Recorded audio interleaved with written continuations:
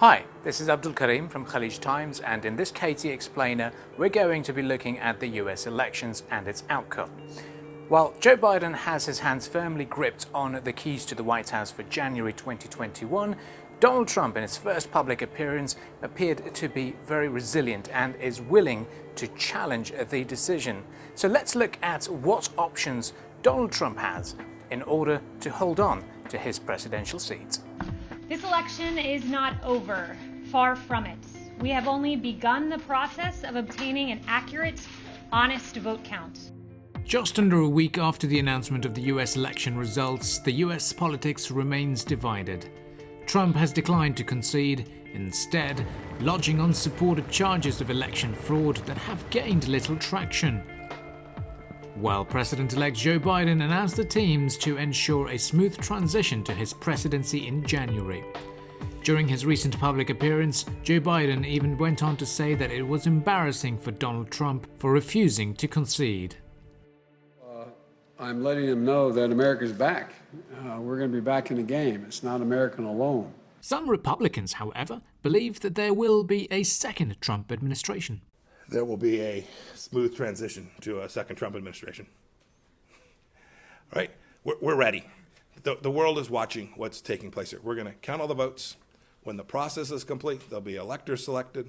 There's a process. The Constitution lays it out pretty clearly. So why is Trump and his supporters refusing to concede?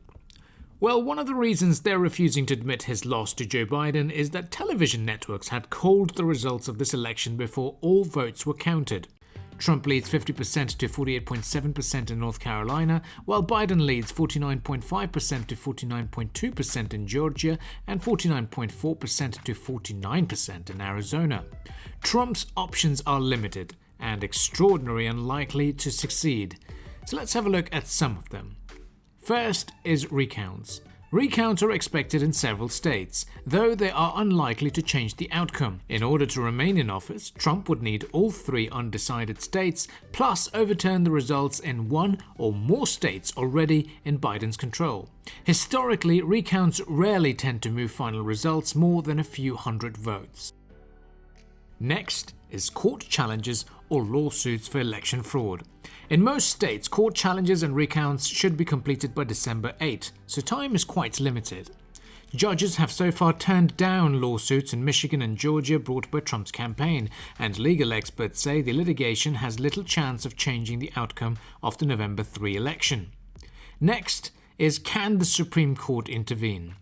Trump cannot just walk into the courthouse right now and file a petition to throw out the votes. Challenges have to work their way up through the state courts first, including district courts, and there have to be clear legal grounds for a case.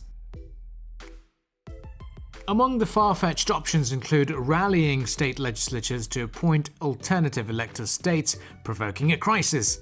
This could be the last-ditch effort if he receives no backing from the courts.